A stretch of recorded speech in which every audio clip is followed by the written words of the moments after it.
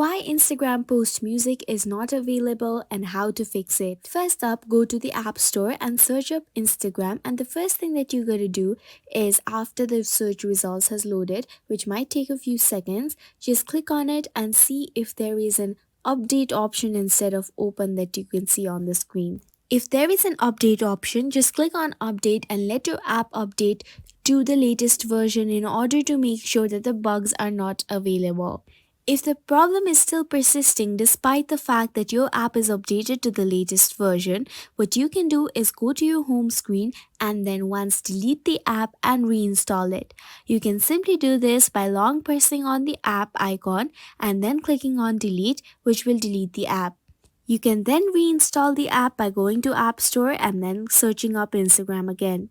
The third thing that you can do is maybe the problem is persisting because of location issues. You can solve this by simply using a VPN.